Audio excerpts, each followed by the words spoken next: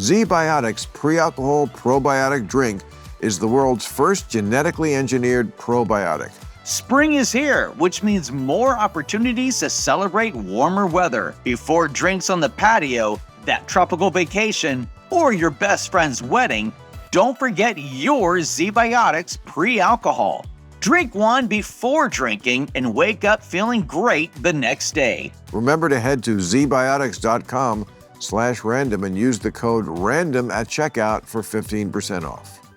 Rula connects you with high-quality, vetted, licensed mental health professionals that are suited for you. Thousands have already trusted Rula to support them on their journey toward improved mental health and overall well-being. And here's the best part. They take most major insurance plans. That means instead of paying hundreds out of pocket, you could pay as little as $15 per session. Head on over to rula.com/random to get started today. Go to rula.com/random and take the first step towards better mental health today. You deserve quality care from someone who cares.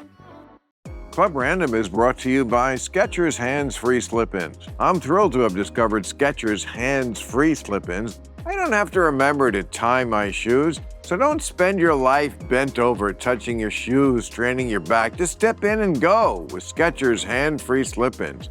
Go to Skechers.com/clubrandom or use code RANDOM. Go to Skechers.com/clubrandom to save 20% off your first pair. Terms and conditions may apply. Mumford was cool with it, but Son not so much. No, I'm joking. Who was uncool with it? My initial feeling was I was contrite. I was like, maybe I've done something wrong. Like, maybe I've got this wrong. Sure. Maybe I don't know everything about this topic. It's hard not to feel. Winston. Hi, Bill. Great to meet you. Oh, you're younger than I thought. Yeah? Thanks for having me here. Oh, I can't tell you how much I've been looking forward to this. I know you traveled to get here. I'm most appreciative. Been looking forward to talking to you and finding out about your journey.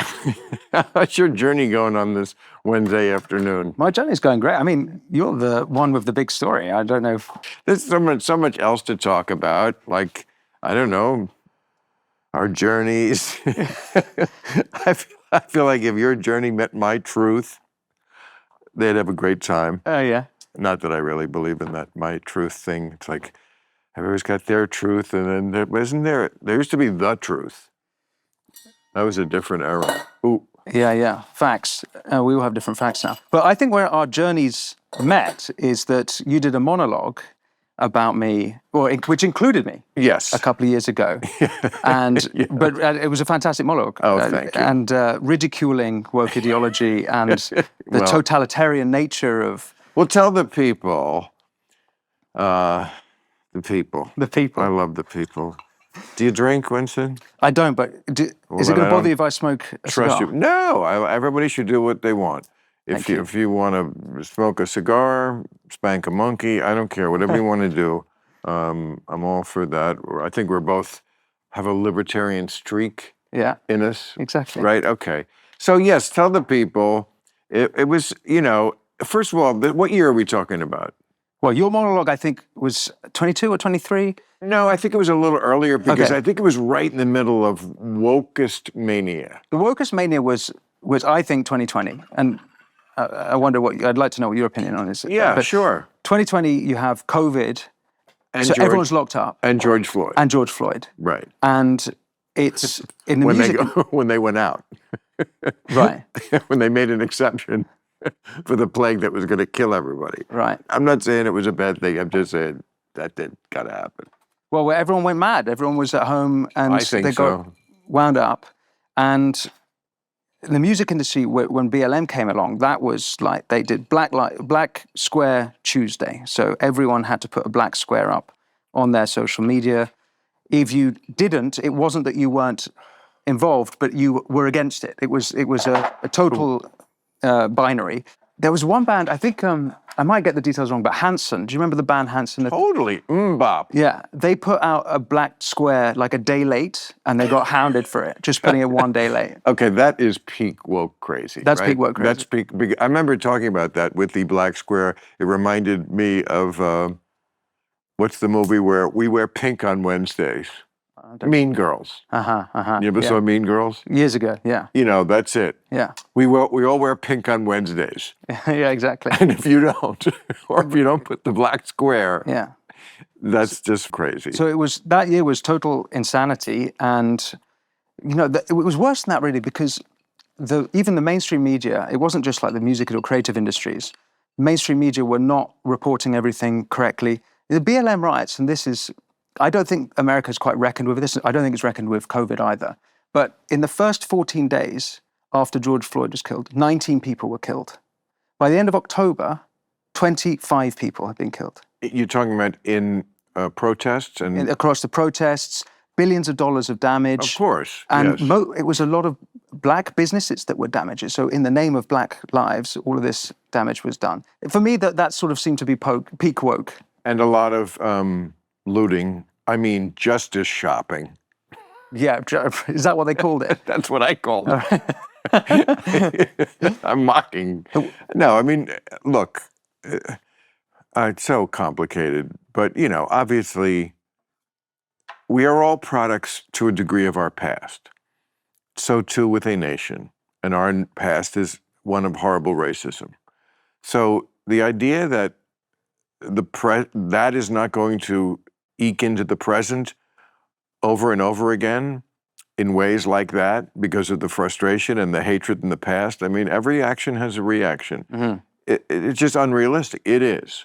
It doesn't mean you have to endorse looting. Right. Right? You have to keep both those thoughts in your mind at the same time. So, but amid this, and again, I'm not sure what year this is, but it's this. Can I take a slight detour on please. this? Because it seems like it's happening again with this Tesla stuff. Like Tesla. They're damaging all these Tesla cars up and down the country. There was one case in Arizona where a driver pulled in front of, I think it was a Cybertruck, and started beating up the person who was driving. And this has all happened since the second inauguration of Trump. So it seems to me that there's a new coming of this anarchism in America. And the only Democrats... Well... No? You disagree? I do, to a degree, yes. Tell me.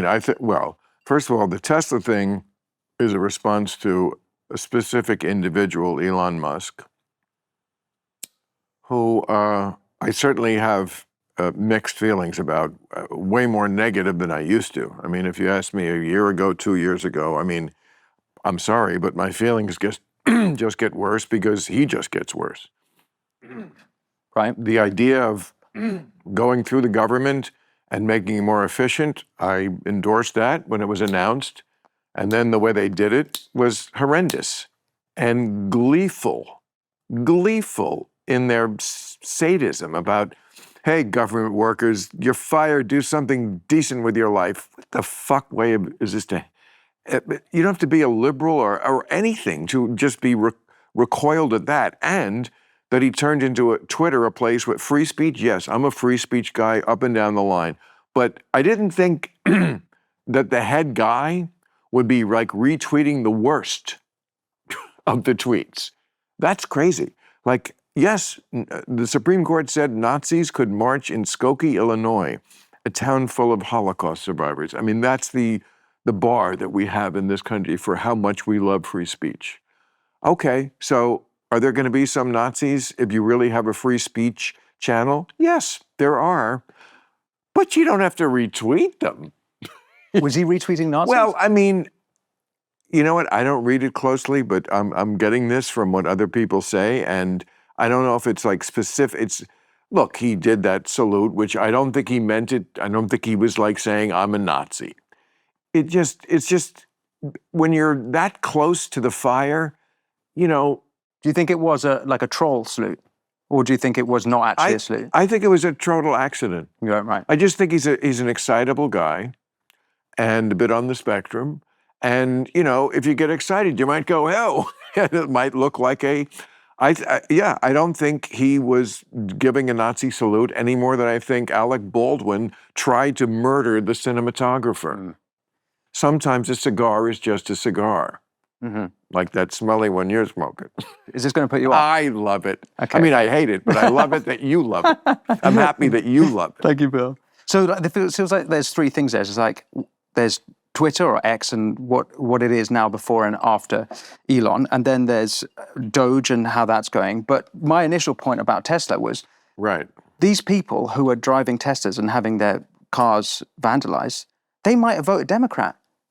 These are electric vehicles, so there's a good chance. Totally. It's actually in Arizona, which is purplish, right? As a voting. Yes, correct. Right. So the chances that the person driving the EV is actually a Democrat I think is more likely. Than, I mean, there's no excuse for vandalism or looting. And we can't, again, I say we can understand it because of our history and because with Elon and that stuff. Can I understand how a government worker might be so infuriated that they key a Tesla? I totally can. I also say we have to be in a nation of laws and people living by laws, so you can't sanction it. Right. You can understand it, but not condone it. Either way. And the problem is that, it starts with setting a Tesla on fire, and then they're going to go, well, if they do that, we can attack a drag queen story hour. And that's how the Civil War starts. Well, I think it might even be worse than that because in America, people carry guns. So now if you drive a Tesla, if I was an American and I had a gun, and driving a Tesla, I would now carry a gun because if you're going to get attacked. So what might happen, God forbid, is that someone attacks a Tesla while someone's driving in it and they get shot. And there you go. Then you've got a whole other... I had a Tesla up until a couple of years ago. I it had nothing to do with the controversy. It was well before that. But I'm sure glad I made the switch. The only reason I made the switch is because Mercedes made an electric car that was similar to the Tesla, but twice as much money. And you could see why it was twice as much. The Tesla is a very, very good car. I have no complaints about it. It was nice. I mean, I have complaints about all cars these days because they're just all too complicated and too much of a computer. And there's too many things that are nagging me and demanding I do this and do that and stupid shit for safety that makes it less safe. Like, God forbid you turn on the GPS in this car and it's just your screen is showing you why are you showing me the intersection that is right in front of my fucking windscreen, as you British would say? Thank you. It's just crazy. But okay, they're both very similar. But yes, the Mercedes is more luxurious, and they just took it up a notch. And I was like, well, I'm a rich motherfucker. What am I doing in this $80,000 Tesla when I can be in a $140,000 Mercedes Benz? I'm not some douchebag in $1 million Lamborghini. It's just a good car. Nice. But I'm glad I don't have a Tesla these days. Well, and good thing you bought the German Merc before the tariffs came in. Yeah, and when did Germans, like a Mercedes-Benz, ever have anything to do with Nazis? So you won't be able to drive a Volkswagen. You can't wear Adidas or Puma because they were also... Adidas. Yeah, Adidas, yeah. Hugo Boss, I think, made the uniforms, and I got to give it up. They were awesome. Nazi uniforms.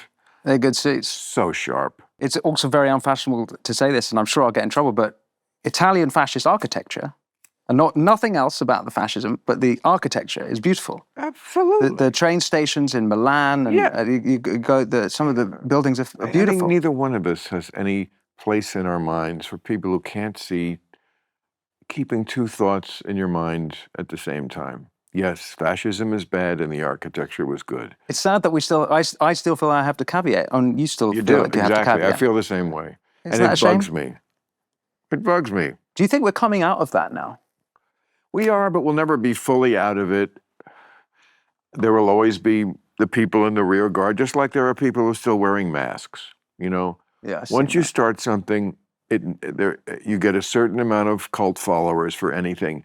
And then the true believers never die. I mean, a lot of people would say right now, the Democratic Party is still in that mode, which is going to render them possibly an irrelevant party if they don't change. What would you like to see from the Democrats, going forward? Much more centrism, much more get rid of the woke baggage, Old school liberal is what I usually describe myself as. But that's very often the opposite of woke. Woke would like people to believe that they're some sort of an extension of liberalism, but they're not. They're usually something that's quite opposite. Liberalism was, we should have a colorblind society and not see race at all. That's not what the woke believe. Yeah, I would say they're the opposite. Quite. Let's put race at the front of everything. Yep, absolutely. Oppressor and oppressed, sacred, make a sacred the oppressed. But I say it's kind of the difference between liberalism and progressivism. I don't know if you would identify ever as a progressive. Well, now we're talking about words that have, when everyone hears these words, they, in their minds, have their own definition. That's the problem. Right, quite. Woke, I talked about this with John McWhorter on my show a couple of weeks ago. He's a brilliant linguist, and I was saying he's got a great book now about pronouns, because they're so in the news. But, woke is, I was saying, language is something you cannot control. Yeah. It's a living, breathing thing. The words change and the meanings change, and you cannot do a thing about it. It's literally crowdsourced. And the crowd changed the meaning of the word woke. It was originally something good, being alert to injustice, and it still has that meaning, but I'm sorry, it became the watchword for every kind of excessive woke bullshit thing, like, let's have penises in the women's swimming pool. Yeah. Have penises in the women's locker room. Or let's cut off the genitalia of children. Yes, that kind of stuff. And, it's not my fault that happened, but woke, progressive, liberal, I don't know what, I just know what I believe. And I know that, to answer your original question, is it going to go away? I don't think so. I don't think it ever goes away fully. And if the Democrats will either make the hard edge of it, they have so many opportunities to sister soldier this shit and just do something that would make Americans go, oh, you know what? Good, because Trump is starting to really make me nervous. And it'd be nice to think if the other party wasn't so married to these cultural issues. And here's the Democrats' big problem is, in their minds, these cultural issues that the right is, in their view, obsessed with, sometimes, yes. Do I really care if the transgender Congress lady uses the ladies' room or men? Well, I don't give a shit where she takes a pee. Okay, but a lot of it is like, Democrats have this view like, well, these are not real issues. Well, they are to a lot of people, like people with kids in school and stuff, who think that they should be able to have the say above the school in the lives of their kids. I mean, this was not even controversial when I was a child. Yeah, quite. Well, protecting that's when I got really worried, is when they're doing this to what they were doing to children, but also to women. I feel like maybe this makes me trad, but as a man, I have a duty to protect the women in my life, my mother, my sister. It is a responsibility, and it might sound silly, but if there are men in the women's bathrooms, I can't protect them there. But maybe that's a sort of... Boy, you must have to beat them off with a stick. You're a rock star. You look great. By the way, I have sticks available for $29.95 and $59.95 for rock stars like you who have to beat them off with a stick. But so you're beating them off with a stick? No, I'm just selling. It's your collection. I'm just selling the sticks. I don't need the sticks. You don't need the sticks? No, I'm like 70. I don't believe I'm like 70. I saw a queue as I walked in. Beautiful women. Oh, well, I mean, please. As I said about Castro, he's a man of the people, but he is a man. I devote my life to bettering America. I don't have time for anything social or women. Please, I'm all in for America. You love America. I love America. Isn't it great? And if I can flatter you on that mission. Oh, finish your thought. Hey, do you want a little more random in your life? Go to our online merch store. Look at me, whore. At clubrandom.com and get some Club Random merch, whore. We've got great fitting, it is, premium hoodies. Look, hoodie, t-shirts. Where does whore hold this up? Okay. T-shirts. Oh, it's upside down. And ringers, all super soft and printed with high-quality inks. I would not allow my audience less quality inks than high. We've also got stuff to elevate your bar. Wow, with random mugs, tumblers, and decanters for your spirit of choice, or for sparkling water like me. Then you can add your Jing drops, and everyone can ask you what you're dosing yourself with.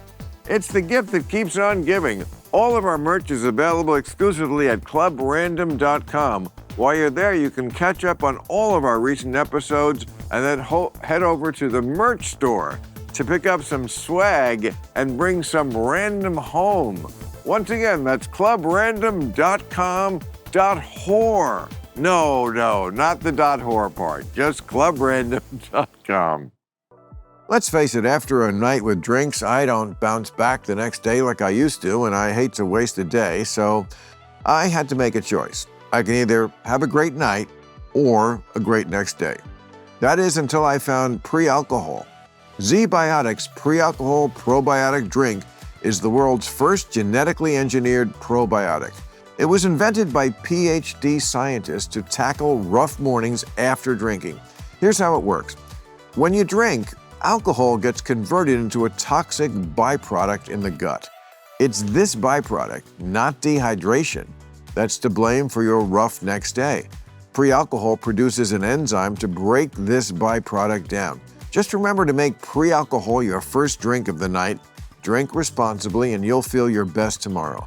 Spring is here, which means more opportunities to celebrate warmer weather. Before drinks on the patio, that tropical vacation, or your best friend's wedding, don't forget your Z-Biotics pre-alcohol. Drink one before drinking and wake up feeling great the next day. Go to zbiotics.com/random to learn more and get 15% off your first order when you use RANDOM at checkout. Z-Biotics is backed with 100% money-back guarantee. So if you're unsatisfied for any reason, they'll refund your money, no questions asked. Remember to head to zbiotics.com/random and use the code RANDOM at checkout for 15% off. You know, the way the world is going, everybody could use therapy, but a lot of people I know who really need it complain that it costs a fortune.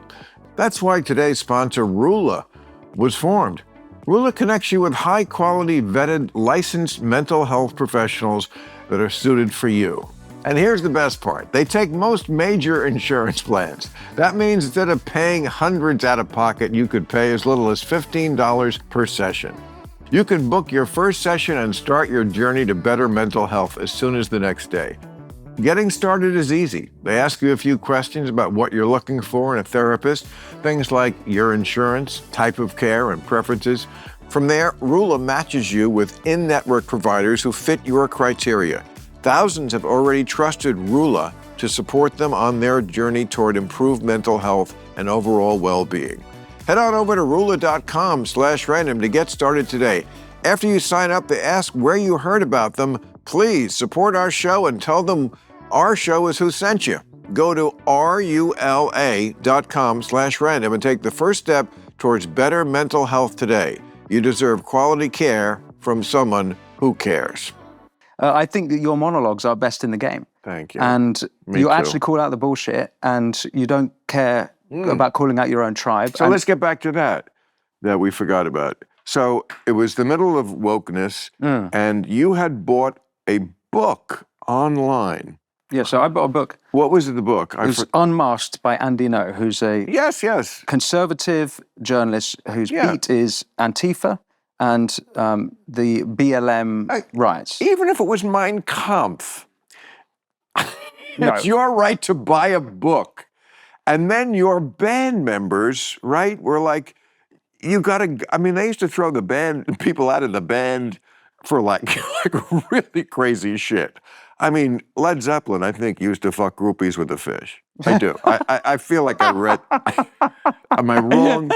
Again, allegedly, but I feel like there was a shark involved. I mean, rather young groupies as well. Crazy. And you just ordered a book by a conservative writer. I mean, the fact that that was even a controversy just blows my mind. It seems absolutely ridiculous now, and it was ridiculous at the time. But I think in the moment it didn't necessarily, or maybe it did from your point of view. But I think in the music industry, creative industries, that there was that sort of tension that was building, and people lost their minds. Again, as we said earlier, it was people were locked up at home, but people were locked down at home. And what I did say about the book was, congratulations, Mr. Andy No. I can't remember the exact words, but you're a very brave man, and I recommended it. Which, if I said that about Mein Kampf, would be a problem, I think. I think it's important to note. It wouldn't for the kids at Columbia who are marching for Hamas. Yeah, quite. Yeah, I read through the Columbia University Apartheid Divest Substack, and it's all pro-Hamas, pro the Houthis, pro-Hezbollah, pro-Nasrallah. It's unapologetically anti-Western. And if that doesn't make my point about liberalism is not the same as wokeism. Exactly. Nothing does. If you don't get that, then you don't get anything, and I'm just wasting my time talking to you. But anyway, so I'm very curious, the other members of the band. Yes. Mumford was cool with it, but Son not so much. No, I'm joking. But who was uncool with it? Well, after this, so this tweet goes out, and over the course of the weekend, it ends up trending on Twitter. I had about 3,000 followers on Twitter. That's another crazy thing about it. I had no followers. It ends up going up all the trending lists, both in your country and my country. And I think, I don't remember the exact timing right now, but it ended up being a segment on The View, a segment on Tucker, and it was your thing. And obviously, it got on my radar. Yeah, and so then. Well, it's because you apologize for it. Quite. That's what I was critiquing, was that, like, you should stand up to these. And then, to your great credit, you recanted. Right, so that's a few months later. So in this first weekend, I put this apology out. The band were very upset, and I wanted to, make it right, and I wanted to stop the attacks on the band. I had a duty to protect them. And in that sense, I wasn't a lone artist. I had colleagues, so to speak. Feels weird calling a bandmate a colleague, but and they had families, and I needed to get the heat off. Right. I was also conscious that I might actually have done something wrong, and this is something that I briefly spoke to Shane Gillis, the comedian, about because he went through a cancellation. Yes, he did. At SNL, and he's talked about this on his show, but in this period he was like questioning everything and wondering like maybe he'd done something wrong. And this is one thing that when you get criticized, my initial feeling was I was contrite. I was like, maybe I've done something wrong. Like maybe I've got this wrong. Sure. Maybe I don't know everything about this topic. It's hard not to feel when the whole country, I know this has happened to me a few times, turns the white hot light. It's over here on these people, and they're in the barrel, and then suddenly it's like, and it feels. But also, even though I'd done media and stuff with the band before, I'd never been singled out, and I'd never had this kind of media. So this was all new. I was like, what the fuck is going on? Right. Suddenly you're, in the course of a day, you're history's greatest monster. You know what, as we're talking about this, I'm remembering the line we did, which was pretty funny, which was, you're going after this guy for reading a book. He's a musician. Don't worry, it won't happen again. That's a terrible thing to say. No, it's pretty accurate. It's kind of funny. Come on. So I put this apology out, and over the coming months, I really look into it. I was like, what the hell's going on? And I ask other journalists, I look into Andy No's work, and then Andy gets attacked again. So he'd been attacked previously. He was physically attacked. He's physically attacked previously. As I recall, right? Twice. So once before this moment, which is why I felt so inspired to call him brave, and then the second time in that period. And when he got attacked a second time, for me, I was like, I'm one of the bad guys now, because I'm on the side that's pretending by this apology. Now, From the outside, you might be like, oh, no one actually cares. But when you're inside it, it weighs heavy on your conscience. So at that point, I was really like, I was losing sleep. I wasn't eating properly. It was like driving me crazy. That's so and I felt like I was one of the bad guys. Was the band close at that point, or were you going through? I mean, because Mumford & Sons was huge. You're still big. You sell out the Hollywood Bowl like 3 nights in a row. But there was a time when like they were like, and this is a little after that, but like, you know, winning all the Grammys, and like there's like an it band. We had a period. You were the it band. 2012, 2013. That's amazing. I mean, most people don't ever get to that. And you can't be that forever. Even the Beatles were only that for 6 years, you know, or something. Imagine they did all that in 7 years. Yeah, but so where was the... And normally when a band is that successful, they hate each other anyway. For all the reasons bands hate each other, which, as many rock stars have explained to me, is basically 2 things. 1, you didn't like my song. 2, you took that girl. Is that wrong or right? Band dynamics are crazy. Like, you're living with these people, you're working with them. You go away for months at a time, and when you're starting out as a band, you're like we're quite literally sharing beds for like months on end. So it's a completely bizarre relationship that you have, and then your identity is tied up with the band in the public, and you're tied with each other. So it's a completely bizarre, anomalous relationship. I don't know what the equivalent is to that sort of relationship. I mean, as a Beatle nut, I know all the stories, and among them, that's my favorite, is they would do these gigs in the year right leading up to Beatlemania, you know, like 63. I guess it was already happening in England, but, you know, and they would be all of them in one van, and no heat in the van, in England in the winter, and they'd drive up, you know, have to drive 6 hours to the gig, and they would be lying on top of each other in the back of the van for warmth. That's a tight band. Yeah, that's a tight band. That'll get you tight with a band. Yeah. But then usually there's the time, then things get, you know, it's funny, in those years you see pictures of them and they're always smiling.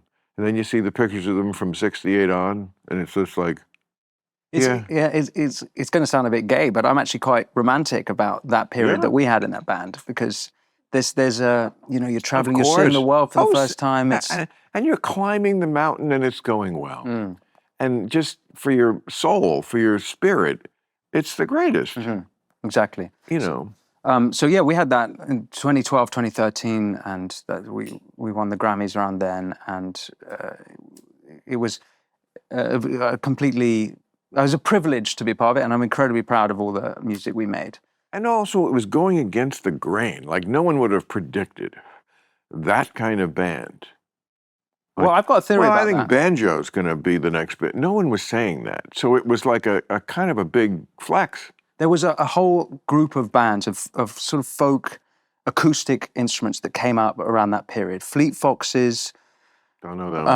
Lumineers were about then. Back in Britain, it was Noah and the Whale, Laura Marling. Yeah, there's always like 5 versions of the DVR that comes out, and then nobody uses Betamax. You know, I'm sorry, but that's just the way of the world. You know, there's winners and losers, okay?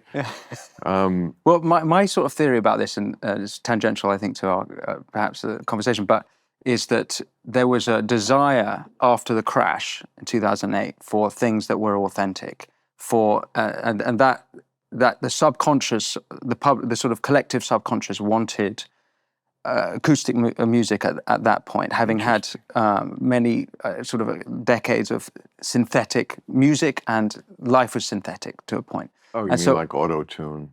Yeah, auto-tune or synths or just electronic music. Now, I like electronic music. It's not a dig against that. You do? Very much. But I think that whole wave, that whole movement was a kind of reaction to what had happened in 2008. So I sort of see it as and I think it was a reaction to people leaving their phone messages at the beginning of their record. Oh, yeah. Yeah, we had about 10 years of that, didn't we? Eminem and... Get me a little banjo. I cannot listen to this guy. talking. I remember that. And then they were usually like something that just, okay, you're the biggest, baddest dude on the block. I get it. All the bitches want you. And yeah, quite. And so they wanted something more helpful. So that, it was reflected in the songwriting as well. Yeah, I think you're right about that. Yeah. And so all of the, even all those bands, just leaving aside what instruments they were playing, the songs were far more personal and heartfelt. And so I think there's a sort of societal desire for that. But maybe I'm reading into it a little bit too much. But what I'm asking is, like, at the time of Bookgate, with Mr. No, and Mr. No's last name is spelled G-N-O, correct? NGO. And I mean NGO. He's Vietnamese by origin. That's correct. Okay, right. In case people think we're talking about Dr. No and try to look this up, it's like, where's this No guy? Yeah. I don't know. Quite. But at the time of Bookgate, where was the band the day before the book thing happened? Were they good? Was it all love? We had all been on. It was pandemic, so everyone was in different places. This is sort of March 2021. But did you hate each other or like each other at that moment? I would say there was, if I was being honest, it's probably like a different mixture of emotions. Like some of us are getting on, but there are always ups and downs with that. So I wouldn't say necessarily that it was. It must be just like a relationship, but with 4 people. Like as complicated as a relationship can be, and then times the drummer. We didn't have a drummer, by the way. Well, but most bands, you know what I'm saying? Yeah. You know, it just, it's got to be rough, but fun. Okay, so then the book thing happens. The thing happens, and then after a few months, Andy gets attacked again, and then another thing that happened, and but did the band splinter on you as the issue? Like some people were, hey, we're too hard on Winston, and some people were, no, we're not hard enough. Burn him, burn him. I was invited to stay in the band on the condition that I don't read? Yes, I don't read any more books. No, not quite, but that I put the apology out. And oh, really? By all of them? They all signed on to that? Right. Wow. So I wish I'd attacked them instead of you. Well, we're making it right now. And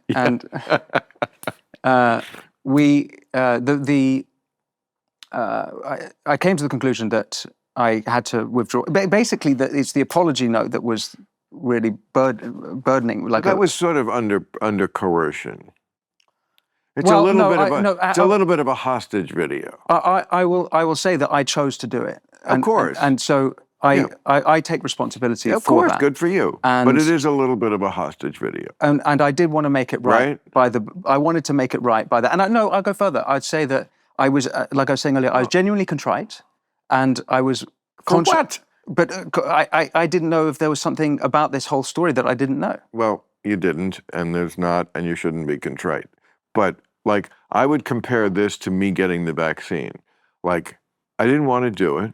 It was a bit of a hostage video, but I weighed, do I want to live my life, which I couldn't have done if I didn't get it. I couldn't have been, they wouldn't let me near the building where I taped my show. I couldn't. Really? Of course, the vaccine in 2021, when we got it, you just had to get it. Were you skeptical then? I am not skeptical of vaccine. Yes, I am. I'm skeptical of everything medical. I'm not anti-vaccine. Mm-hmm. I'm absolutely pro-vaccines for many things. I was just reading about the shingles vaccine. I don't think I'm going to get it because I know the bad side to it, but I don't know. There was a new report. I'm always up for new information. Yeah. And what's your feeling now towards your place of work, the studio where they made you do it? Did you ever confront them? If they made me get another one, I think I would stop going into that place of work. Mm-hmm. Okay. Yeah, quite. Sometimes you got to do something you don't love to continue on with your life. And there is nothing immoral about that. Yeah. Yeah. Club Random is brought to you by Skechers Hands-Free Slip-Ins. I'm thrilled to have discovered Skechers Hands-Free Slip-Ins. They're easy to put on, stylish, and say goodbye to head rushes from bending over to tie your shoes. Scientists did a study and they found that the average person spends 4 months of their lives tying shoes. I'm kidding, but that sounds about right to me. Skechers hands-free slip-ins come in a variety of types of shoes, boots, and sandals, with and without laces. I love my Skechers slip-ins. They're especially convenient when my hands are full or I'm mixing a cocktail here at Club Random and need to quickly run out to go feed my ducks. I don't feed them anymore. That just encouraged them. But they still come back. They must like it.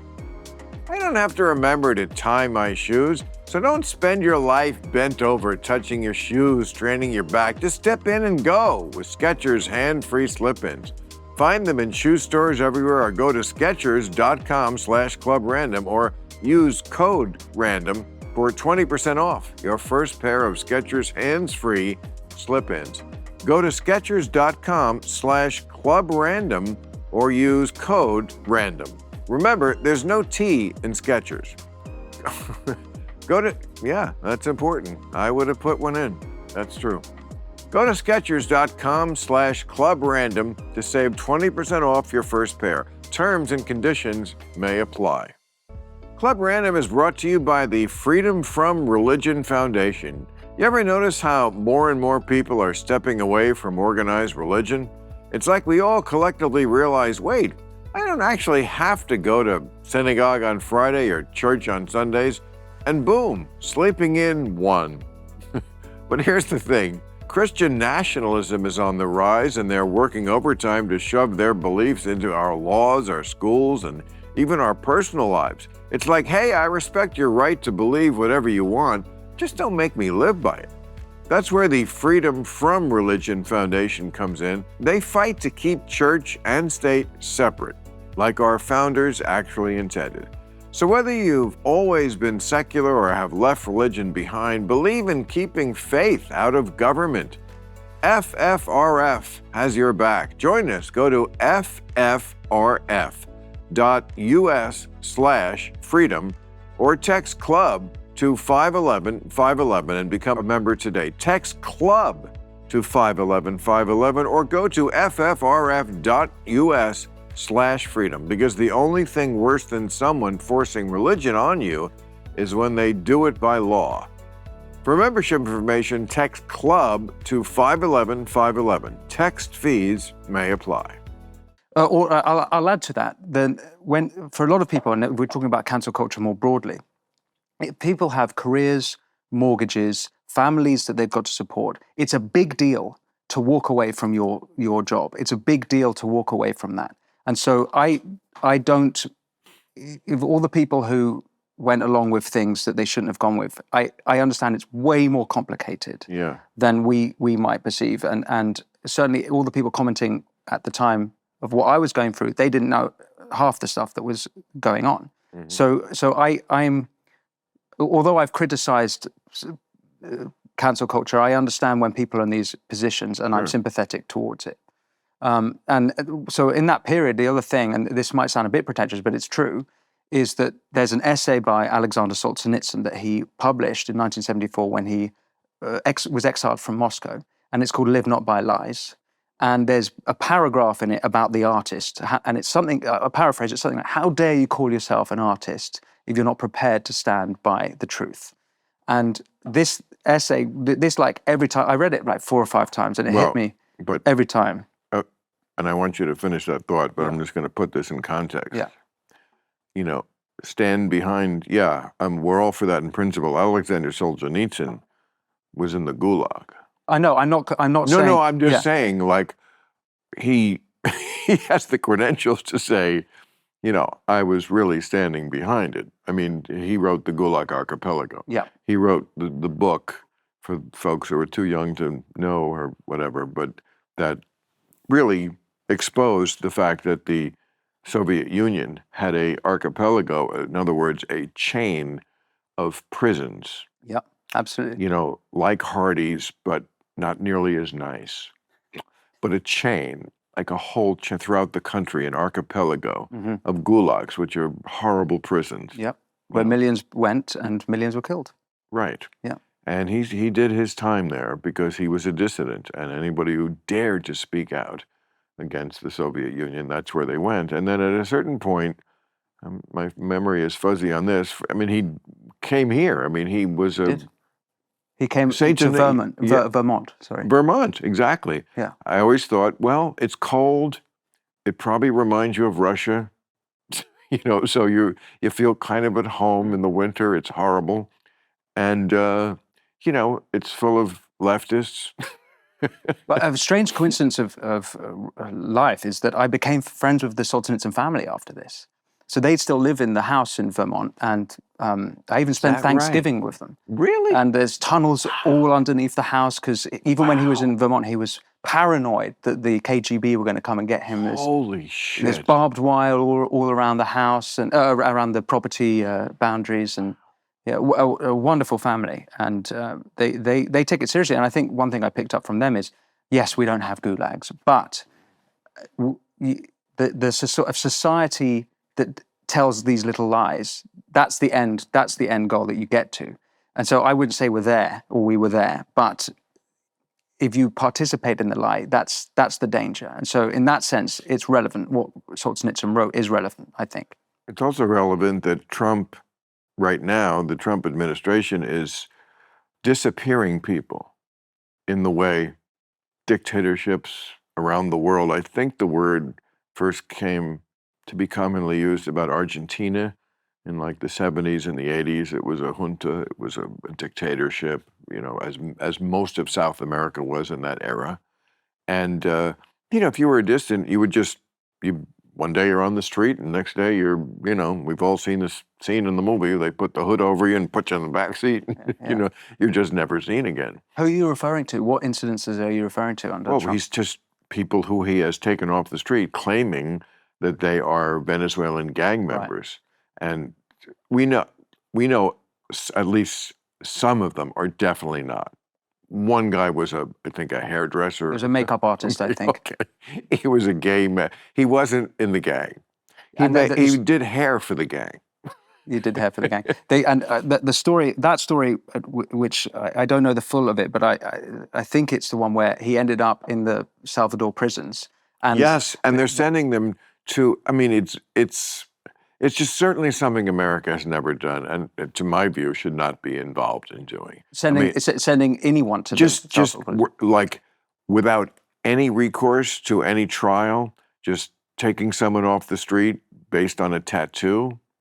I mean, tattoos. I'm so glad I have any. Watch out, baristas. Even if they're known to be illegal immigrants? Well, if you're an illegal immigrant, I can see at most kicking you out of the country, but not kicking you out of the country into a Salvadorian prison. Or at least not without a trial, yeah. I mean, what does Salvador and their prison system have to do with our issues here? I mean, it's very extra legal, and it's very third world, what third world dictators do. Mm-hmm. And ignoring court orders to stop doing it. You know, we all want to get rid of the gangs. I agree. I don't want to get killed by a gang member.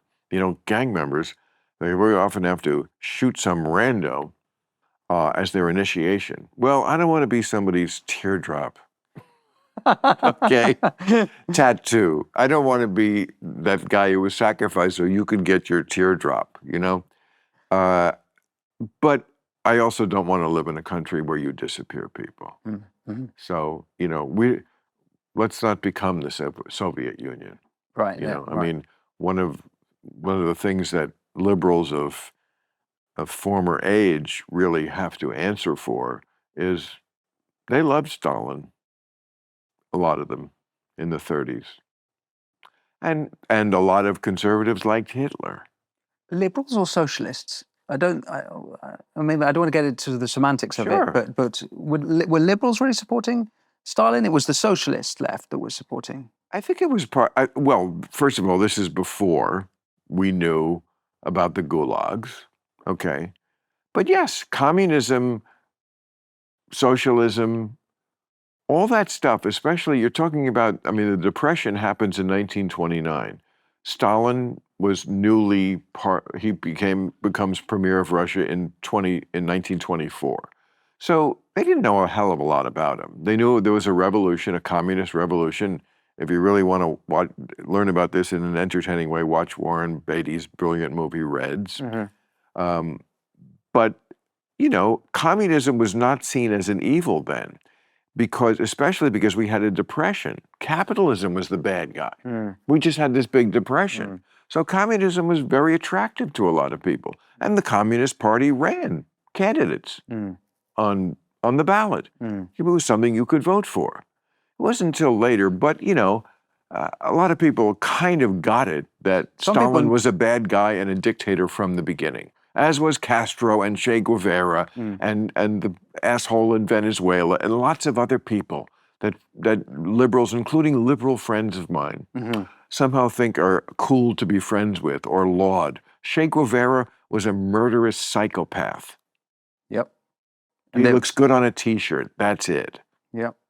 They were locking up homosexuals, and the Cubans did a lot of terrible things. It's always strange to me to see people wearing Che Guevara T-shirts still, and we talk about the riots and BLM stuff, but the Antifa side of it, they were communists, and we wouldn't tolerate them supporting Nazi ideology. And it's still the case today that even though we know everything we do about communism, we know well over 100 million people were killed, it's still not seen as evil. We know it. The kids don't know it. But that's inexcusable. Because it's out there, that information. The entire educational system in this country is inexcusable. But I don't expect the kids to know it because their own teachers probably don't know it. I mean, I've seen some of the TikToks of teachers. And this is my favorite kind of information because it's direct to me. There's no filter. I'm not reading this. It's not somebody's opinion.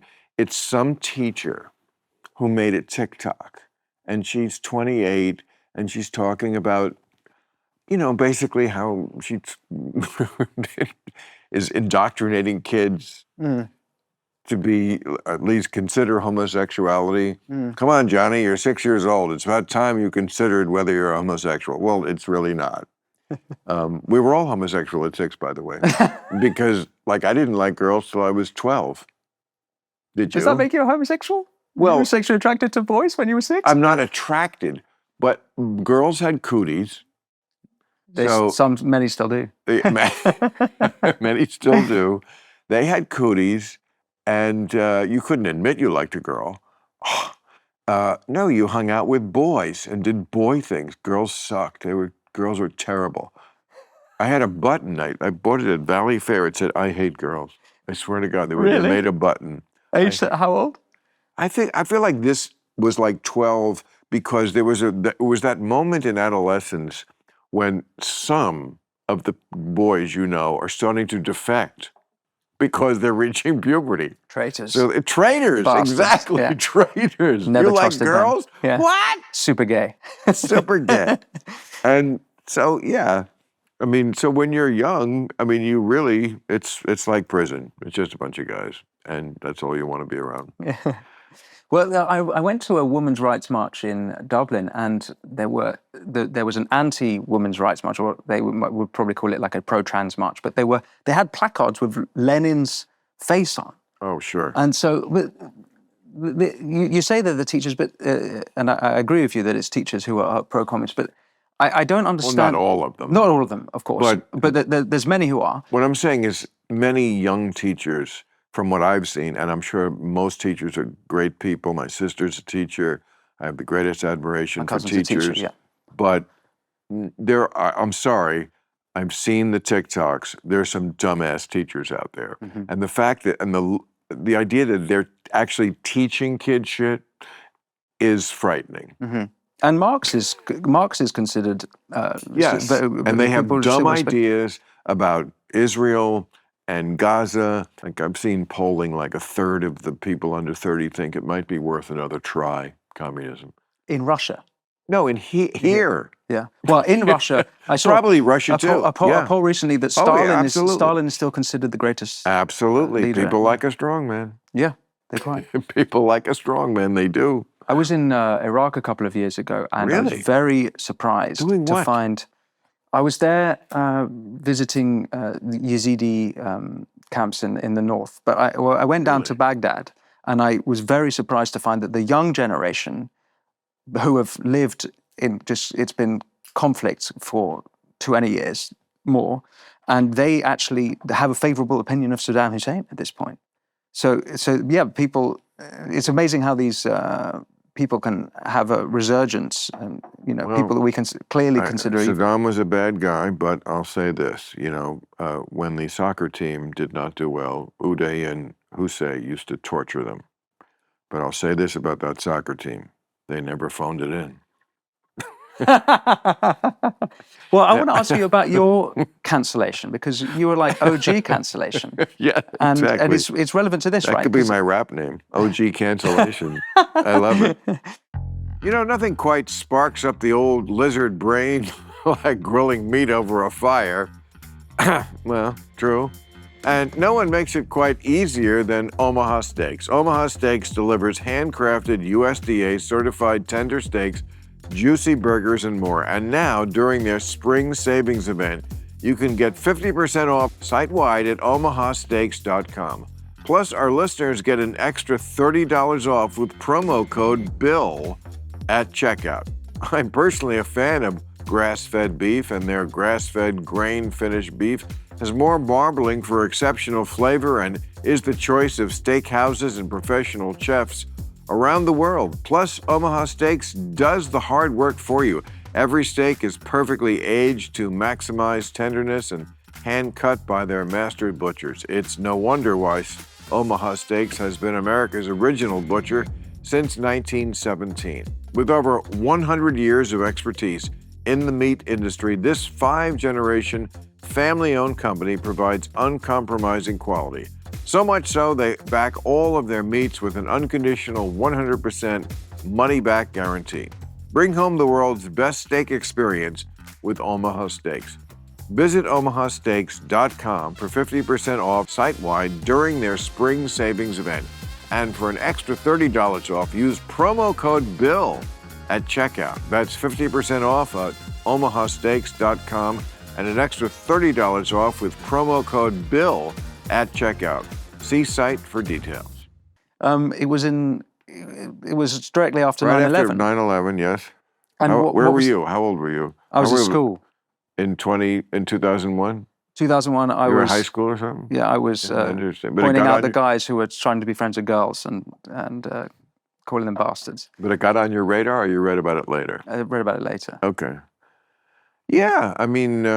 Do you think that was a cancellation in the same way we consider it now? Well, it's so interesting. The arc of my career could be like the plot of something, because it's full circle in the sense of 2001, I get canceled by the right for saying something that the left loved about Islam, basically. I was saying they're terrorists, but they're not cowards. Fast forward 2 years later. It was a joke, right? Was it a gag or? No, not at all. No, right, okay. And it's not a gag today. Right. They stayed with the suicide mission. They're not cowards. Okay, America did not want to hear that. But then later, like, the left always wants to cancel me because I'm clear-eyed about Islam post 9/11, and before I was also, but I mean, it wasn't really an issue then. But like, Sharia law, not compatible with Western civilization. And you say that, and half the woke people just walk right out of the room. That cannot even be heard, even though it's completely true. Yeah. And that's called Islamophobia in their minds. So it's exactly switched around. Now it's the left who can't take the truth about Islam. Isn't that funny? Yeah. First the right can't, now the left can't. And that fits into my theory that when historians write the history of our country in this age, they won't break it down into the factions we do. They'll just say, as a people, they were stupid about this, this, this, and this, and you can find it on both sides. Absolutely. I mean, I would still say more on the right. They scare me more and are more often virulent about how they would carry out some of this stuff. But you know. But it was on the right here in America. It's very... in the music industry, was it Trip Gore and that the sort of parents... Tipper Gore. Tipper Gore. Yeah. And the parents were wanting to censor all the rappers, was it? And musicians. Right, yes. And that was very much coming from the conservative big side. Thing in the 90s when my first show, Politically Incorrect, was on the air. That was a big issue. Tipper Gore was Al Gore, Vice President Al Gore, Democrat.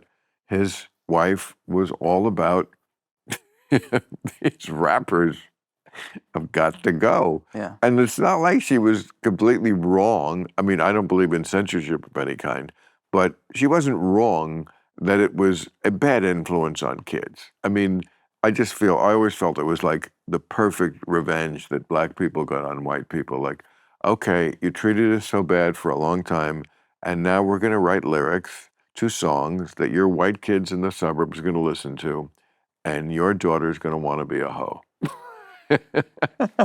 And that's our revenge on you, and it's just the beginning, and you deserve it, and I'm sure white people do. Yeah. But so how did the cancellation affect you emotionally, like back in 2001? I mean, it was probably the same thing I was just talking about with you. When the bright hot light turns on you, it's not a good feeling. I mean, it's not a warm bathed in a warm glow kind of light. It's like a interrogation lamp light times a terrible tanning bed, and you just feel singed. Was that your first sort of controversy? No, but it was the one that, rose to the level of getting me fired. I mean, all the sponsors pulled out, and then it was just a matter of time. I mean, I never blamed the network for firing me. You can't keep a show on the air if it has no sponsors. I mean... How did that affect you in your work going forward? Did it give you a fire in your belly? The shows we did, this happened on September 11th to September 11th. That was a Tuesday. All the shows all across America were off the air that week. Okay, no comedy, just the news. Okay, we get that. Then we all went back to work the next week. So Monday after September 11th, September 17th, what I call the tragic events of 9/17. And and that's a guy on the panel, a super hardcore conservative guy. I mean, I would call him nutcase conservative. I mean, since then, he wasn't such a nutcase then, but he went, full, past MAGA. But he said, he's the one who said it. He said, the terrorists weren't cowards, they were warriors. And I just agreed. And then he was in a cab, never asked about it again. And then some disc jockey in Texas who, this was so instructive about it, it's right away, nobody cared. Because they don't really care. But it's so easy to gin people up. And somebody did. But it took a few days to go, hey, don't you hate this? Yeah. Hey, this, don't you? Yeah, I do. I fucking hate that. Yeah. And then they were all, and so then it snowballed. And once the snowball starts, they love it. I mean, again, this was 6 days after 9/11. They were looking for somebody to hate. And, I again did a service for my country. I had a similar thing happen with Jordan Peterson, and he came to the studio. This was in 2018, and we took a photo together, and I think he put it on his Instagram. How dare you. And it took three months later, the music press, 3 months later, so not immediately, 3 months, it had been in the public domain for 3 months, and then the music press do the dog pile. Oh, Jordan Peterson is this terrible, I don't know what words they used, probably said Nazi or something like that. And they go... You're either a hippie or a Nazi. There's no in between. You're both.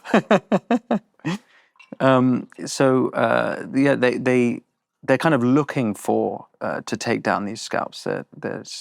Scalps. Yeah. You've said the exact right word. I always say that. It's about scalps. Yeah. These people who consider themselves or would like to think of themselves as journalists, especially the internet types, stop it. Just please. I get it. This is what you do. You could, in your life, have chosen to do something more dignified, like, I don't know, play piano in a whorehouse. But this is what you chose. Just own it. Just admit it. You're not a journalist. You're a scalp hunter. It's okay. We all got to make a living. Yeah. You know, I got groundhogs in my lawn. Do I kill them? No. I don't care if I have a lawn. Everybody's got to make a living. I get it. You know what, Salazzo? You sell heroin? That's fine. It doesn't interfere with my business. Every man's got to make a living. Just admit what you do. You sell heroin. Do you think that being alone through that period, or did you feel alone? Did you feel like you had good people around you? What was it like being in the comedy industry then? Or well, you know, Dr. Phil. Mm-hmm. Oh, right, sorry. Do you know who that? You know who that is? Yeah, I know. Sorry, I don't mean if we don't. No, I don't want to do a cross-examination. I love being. Lie back, relax. Tell me about your mother. Yeah. Let me think. I mean, it's a great question. I'm glad you're asking me because I haven't thought about it in such a long time. I mean, it is 24 years ago. Wow. Jesus Christ, time goes fast. You know, first there was that period where we were trying to, you know, get out of it. Basically, I remember I had to talk to the first, oh, please don't sue me for this, or if there's something suable here, just take it out. I don't have the energy. Yeah. But I remember talking to the head guy at FedEx, who was like one of our big sponsors, and they were going to pull out. And we got on the phone, and I've never met him in person, although he did lie to my face over the phone. And I think he's ex-military. And, you know, I have no animosity toward this. I can't remember his name. But he did tell me on that phone call where I was like, please don't pull out. Like, hey, I understand exactly what you were saying, which lots of conservatives did. Rush Limbaugh defended me. Huh. But people from both sides. And they produced articles from other people and other thinkers who had basically said the same thing. Just, you know, there's not a moral dimension to being brave. You can be brave in the cause of something evil. You know, it's not that hard to understand. Yeah. Anyway, but that didn't work. and then, you know, once one crow turns and flies in the other direction, all the other fucking crows do it. So that's what happened. These sheep crows all flew away. And then there was no sponsors. But that period, so we went off the air. We were on for another 9 months after this happened. We didn't go off the air until the end of June of the next year. I loved those shows because we were kind of freed. You know, before that, the show was a designed train wreck where we would have, you know, Carrot Top sitting there with Bob Dole, or, you know, it was just, it was meant to be stupid in a way, but also revealed, people loved it. I loved it. It was right for the time. But after that, the country was in a more somber mood. And so the shows were more gravitas. There were more like substantive people on the show. Gone was Pauly Shore, and in was like some expert on Middle East history, you know, stuff like that. So and the audience never left. I never was mad at being canceled. I was only mad that they did put out the lie at one point that we lost our audience. We didn't. My audience never goes anywhere. Yeah. I don't, maybe I'm not like doing Taylor Swift numbers, but they never leave. I think that's really key. Like the market doesn't care. The media classes care, but the people actually don't care. The best example of that is Kanye West. He can put out the most crazy anti-Semitic. I don't know if this was a joke or not, but I saw a post on X that his new album cover was just a swastika.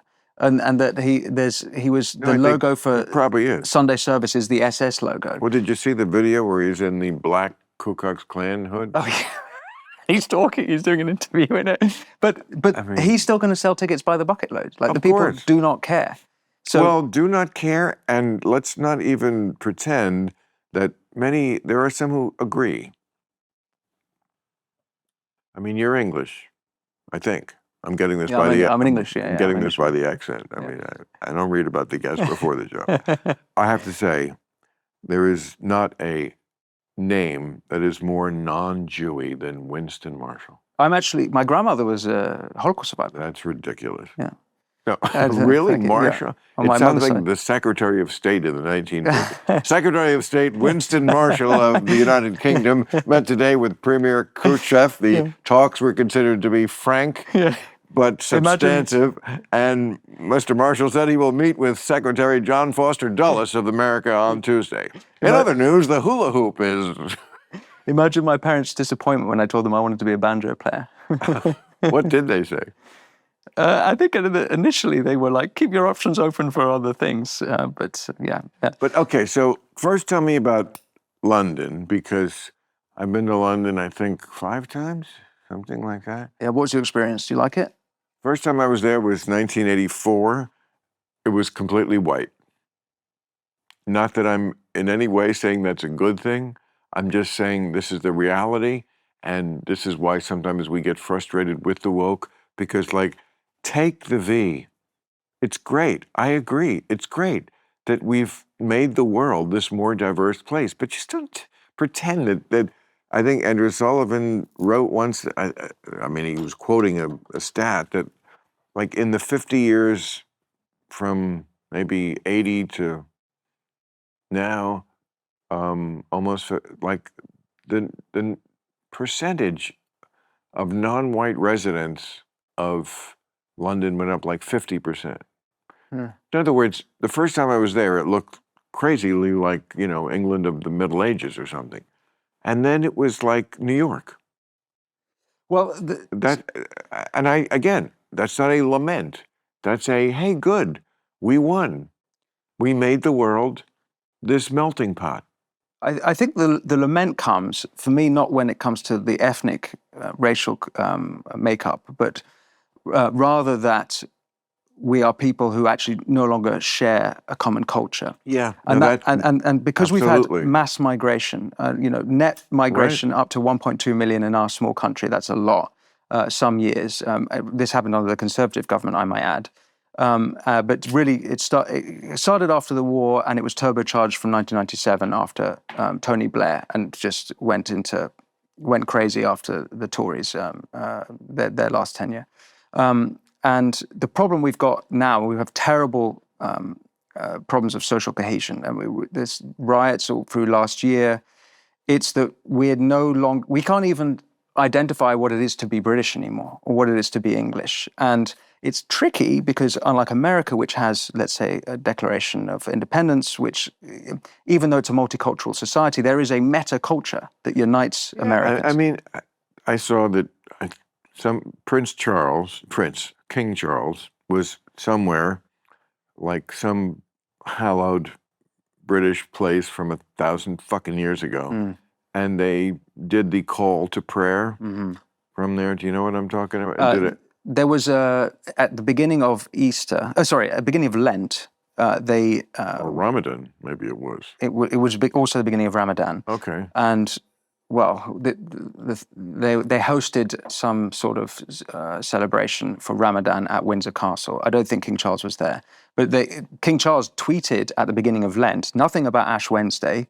He tweeted something about Ramadan. And he's head of the church.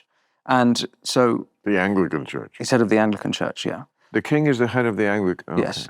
That goes back to Henry VIII, right? Henry VIII, yeah. And then Elizabeth I, that sort of period, yeah. Who did it because he wanted pussy. Exactly.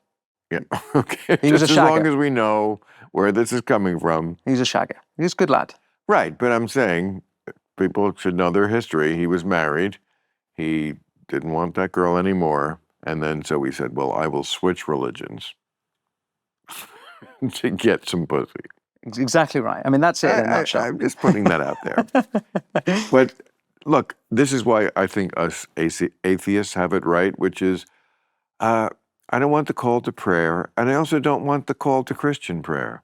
Like, no prayer. That's what was one of the great things about America, separation of church and state. Like, it's just not part of it. You do whatever you want. You want the call to prayer? Good. Like, I resented it when I was in Jerusalem for a week, when I was making the movie Religulous. And you hear the call to prayer 5 times a day in Jerusalem. Mm-hmm.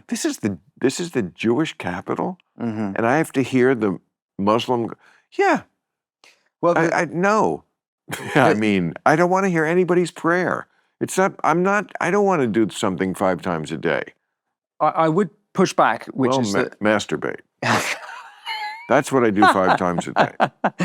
Hopefully not in this chair. And it reminded me. I'm like, oh yeah. Then go at it. The American Declaration, there is God in it. It's, you'll know the exact line, but creator is mentioned in creator. it. So it's not an atheist. It's vague. It's vague, but there's theism in it. There is. Right. There definitely is. And so then I guess the problem with a totally atheistic world is what gods replace those gods. And I think that's what we've been seeing in the recent years. I do think wokeism is part of that. And, the environmental stuff is a similar thing. Religion. It's a new religion. And so it turns out we actually need some sort of metaphysic to structure our moral code, I think. That's going to be tougher now that AI and, robots are coming along. I mean, I just don't see, like, people being big into God when, like, you got the robot there. I mean, they say that's, like, only maybe 5 years away. Just like we've seen it in a million movies. Hello, what can I do for you? People will have their, like, fucking robots around. And why will that turn them off God? I just, I don't know. It just seems that they can't really exist in the same universe. I mean, either man could do that, and that is God. I mean, or there is some, it just, but maybe I'm wrong. I mean, like, certainly people have used cell phones for terrorist attacks to enforce a 7th century view of the world. They use 21st century technology. So you're right. People can put their mind in 2 different places and not be the least bothered by it. And I think the point I'm trying to make, though, is that people still need a moral code. Well, they need a connection and community, and that's a very important part of the rigor of religion, I think. But people still need to know how to act, and I don't think robots will necessarily disrupt that. I don't know enough about AI and robots to sort of understand necessarily what's going on there, but I think that we need to align ourselves somehow in our decision-making. Can I tell you my London story? Please. Okay, so last time I was there was 2015. I was on a vacation. I actually was touring Europe. I played 5 different European capitals that speak English. So in London, and I was with a brilliant recording artist who recorded that day, and the guy in the studio said, where you got to have dinner? And of course, because the hip music crowd wants the place that's most outre, it was in a neighborhood that I was way, I guess, East London, maybe it was, whatever it was. I remember we got there, and I was traveling, this is 2015, right after the attack. Bataclan? Yes, correct. I mean, there were 2 attacks in Paris. I mean, Europe was on edge, as was I, traveling there. So I had my security person plus 2 Israeli bodyguards. Okay, so we go to this neighborhood and we're walking around looking for this restaurant, and it's not like not what we call 5-star. It's like authentic, that kind of shit, which I'm like too old for to begin with. And I'm looking at, like, there were some hard looks on the street. That was all I'm going to say, from people. I mean, it was seemed to be, shall we say, West Asian neighborhood. I don't know. And I had just seen a 60 Minutes report about no-go zones, as some people call them, and other people say they don't exist. Well, they're in the 60 Minutes report. There are Muslim men who are screaming at a woman wearing a miniskirt, and she's saying, "This is England." To your point about this, so but not in that neighborhood. It's not. Yeah. Well, and I remember we were walking along, and before we ever got to the restaurant, I remember vividly one of the Israeli bodyguards saying to me the exact words, "We got to get up out of here right now." They just felt unsafe here, and that's what we did. Yeah. But I hear the food was fantastic at this place. I mean, I don't want to shit on it. They make great food. It was. This is. I mean, sorry to get sort of bleak, but this is like one of the big problems facing my country right now. Is that so? There was a Henry Jackson Society did a report last year, and they're a think tank, Henry Jackson Society. Henry Jackson Society. Yeah, I don't know. And they did a survey of British Muslims. 3/4 of British Muslims do not believe that Hamas committed murder or rape on October 7th. The majority of British Muslims think Jews have too much power. So does my agent. A third of British Muslims want Sharia law. And so the real... Sharia law, that's a problem. That's a problem. And so we've got a real problem with these two groups mixing. This is the difference between your country and mine. In my country, Muslims have assimilated well. You know, I don't think a third of American Muslims want Sharia law. They may have heard the word and maybe don't even know, and they would just reflexively, because this is the kind of bullshit I get for speaking honestly about this issue, they might reflexively go, yeah, Sharia law, but trust me, you want to live the American life that you're living. All these Americans who defend you would not want to live the life that you are supposedly defending. You like it here for good reason. That's why you or your parents or their grandparents came here, because you wanted to get away from that bullshit. And Sharia law, you're not going to want to live where homosexuality is illegal, sometimes punishable by death. You're not going to be able to wear that bikini. I know that. And you're not going to have another religion or even be able to consider it. That would be blasphemy. And adultery, that's a capital punishment. You know, it's like, come on. Well, I've got a friend from Baghdad, and he says the joke there, I'm not sure it's actually a joke, I think it's half true, is that if you want to go to the West and work, go to America. If you want to go to the West and not work, go to Europe. So, you know, there's different people, coming to America. Please, there's plenty of people here who don't work. I promise you that there are plenty of people. You're starting to sound like a conservative. There's a lot of people on this. Well, there are a lot of, I was, asking today in a meeting about, I don't know why this came up, but somebody was telling me about like 7 million young men, like 18 to 30 maybe, I don't know, something like that, who, like pandemic, never went back into the workforce, even though there were jobs open. There's just a lot of people who how do you live? That's the one question I want. How do you live? You don't seem to have any sort of actual job. Not just men, certainly women too, especially out here.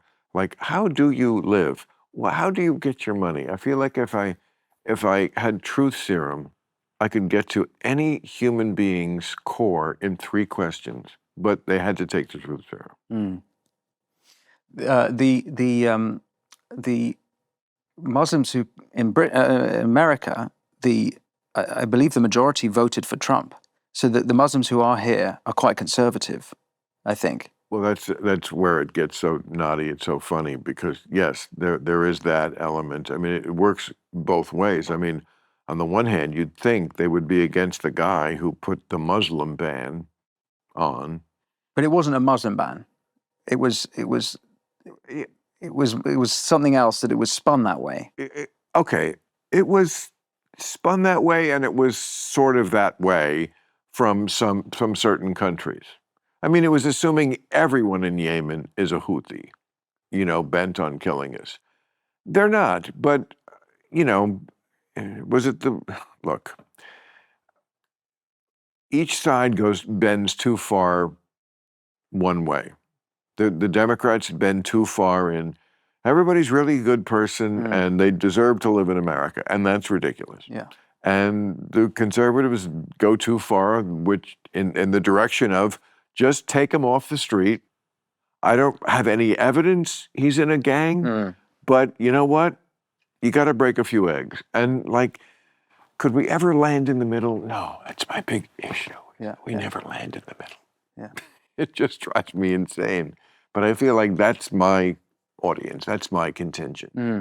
And I feel like you're that guy too. I feel like, oh yeah, you have a big following now because there are people, there is a hunger for like a sort of well, these guys are not really conservatives. I mean, look at them. They're kind of hip, like, but they just won't get on the crazy train.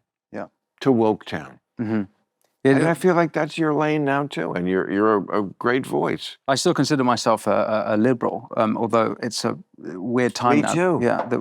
Yeah. Being liberal, you get lumped in with conservatives, although that will, I think, change quite quickly as the sort of the Trump term maybe continues, and we'll see how it's panning out. Already, the American political space seems to be sort of tearing into different factions, and so yeah, I guess I agree. But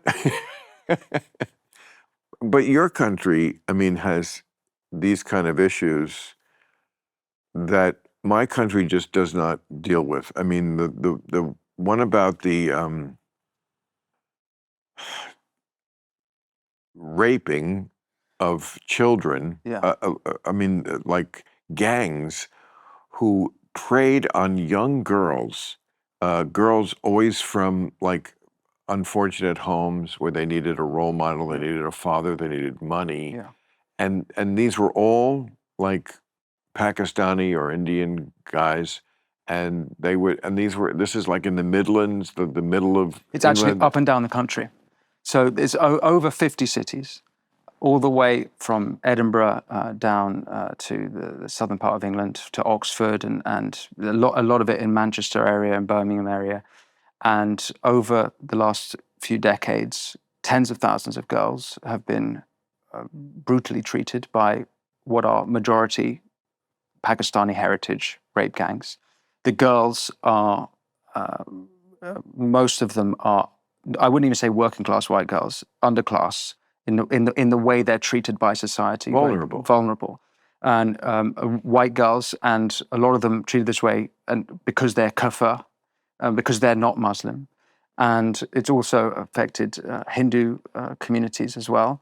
And it's playing out even yesterday. I woke up to the news that the Labour government are not going to do a full inquiry into it, and it's for some reason unbelievably contentious. This went on for like 20, I'd actually say it's even 20 worse, years, right? Because some of the girls have been brutally murdered, right? And at least five or six of them have been brutally murdered. There's one girl, I think her name was Charlene Downs.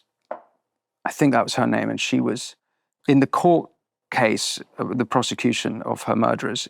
There was a audio recording played of the murderer laughing about cutting her up and putting her in the kebab meat. And horrific as all of that is, the way in which the establishment, Conservative and Labour, have everyone, the sort of Westminster Uniparty, and have completely, and the media classes, they've all sort of been complicit in this, what I say is a cover-up of what's been going on. It's George Floyd is everyone in the world knows who George Floyd is. We should know the names of these girls, and we don't. And what I read about it is that the press downplayed it, as did the officials looking into it, because they did not want to be charged with racism. Exactly. So in other words, in the service of not being called a racist, you did something that was so immoral. And this went on for like 20 years, right? More, yeah. Yeah. Political correctness literally kills. And there's another example, like the Manchester Arena attack in 2017 at the Ariana Grande concert. Oh, yeah. One of the security guards didn't approach I think he's a Libyan, the killer the bomber was a Libyan guy.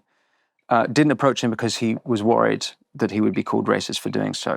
And this is with the grooming, the rape. I mean, it's really a rape gang scandal. That was the case at every single level, from the councils to the police. There was an example of one girl trying to report on it, and she was arrested for being drunk and disorderly. She was trying to report on her own rape, and she was arrested for being drunk and disorderly. And so it's the shame of Britain. And actually, it didn't. But do you blame the media for not making this more? I mean, here in America, this got on people's radar because Musk started tweeting about it. And in Britain, that's the thing that's so shocking. It wasn't until January this year that it became a national story. It became the story in the country. It took Elon Musk to do that. Now, whatever his reasons for doing that, I don't know. But how is it that this horrific story took a guy from America tweeting about it to make it the story? That's a really big part of it. I looked into it. It's not like the New York Times didn't cover it, but I would say this. If the New York Times had wanted to put this on everybody's radar, they could have. They covered it. They didn't ignore it. But to me, it was as big. It's what do you choose to put on the front page? That's your choice. Mm-hmm. That's an editor's choice. When it was the Catholic Church molesting boys, and I was a young Catholic boy, and I was not molested, and I'm a little insulted. No, but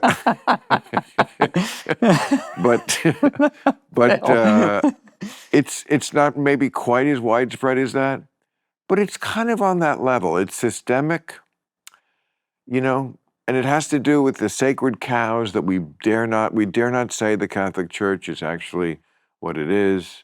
Look, I reported on. So I've been doing my show. I've been doing my show for a year, but I was doing media stuff for a couple of years before, and I'd been covering it, and I noticed in the comments, it's like, oh, this is a far right talking point. You just see that there's a big part of the country that really just write it off as the far right, and so it's been the case that the people most courageous to do it have been more fringe actors, more fringe characters. So you're right. It was covered in some mainstream media. It wasn't completely shut down. But they just did. You can just tell when they don't want to make it a story because it just doesn't feed their narrative. And their narrative, exactly. Their narrative is multiculturalism. Their narrative, and they're going to stick to this story, is that cultures are different, but they're all alike. Really, no, they're different, and they're sometimes not alike. Theocracy is not just different than democracy. It's worse. Mm-hmm. There's I don't know how many countries, 5, 10, I don't know, with the word Islam in the title of the country. It would be like the Christian United States of America, mm-hmm. which, look, there's people in this country who would love to see that. Yep. And not just a few of them. And they're in Congress. And it could happen. But it hasn't yet. But they're there. Mm-hmm. I mean, your thing before when you said they raped and murdered these girls and pimped them out because they were, what's the word that means not Islamic? Kufar. Kufar. Okay, for anyone who doesn't understand what this debate is really about, it was never about race, so don't call us racists. Religions cross races. Lots of white people are Islamic. It's not a race. It's a religion. It's a different thing. And a religion is just an opinion. And it's about ideas. And ideas matter. And when the idea is that, A, women are second-class citizens to begin with, and please don't even pretend to tell me that that's not a pervasive feeling throughout the Islamic world. It's explicit in the Quran. Women are not equal like they are in the West. Shut the fuck up. And 2, this thing about not Islamic. Like, if you're not part of Islam, are you really a human being? It's not like there aren't Christians who are like super... But Christianity, I'm sorry, is different. It's more that, hate the sinner, hate the sin, love the sinner, and will convert you. And Islam is more like, no, this is the way it is. Mm-hmm. This is the superior religion. You either get that or you don't. I hope you get it, because if you don't, I have no sympathy for you. Mm-hmm. You're not really part of what we're doing here on Earth. Yeah. And that's not a good attitude. Ideas do matter, mm-hmm. especially in this.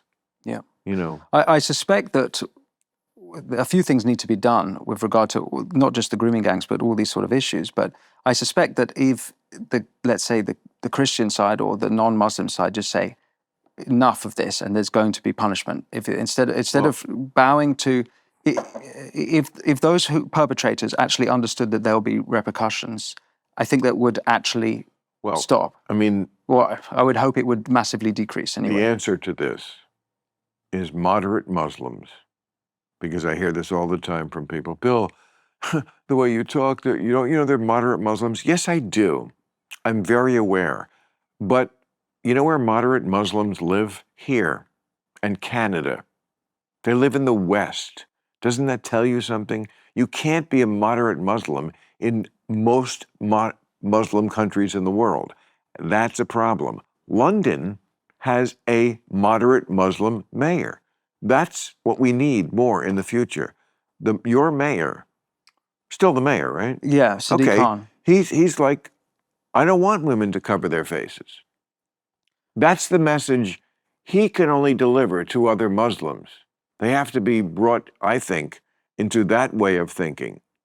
Well, I don't know about, I don't know enough about Sadiq Khan and his personal faith, but I would say that moderate Muslims like Majid Nawaz or Ed Hussein, love them. They have been unbelievably ostracized from their community for speaking out on these issues. Even ostracized from American liberals. Liberals.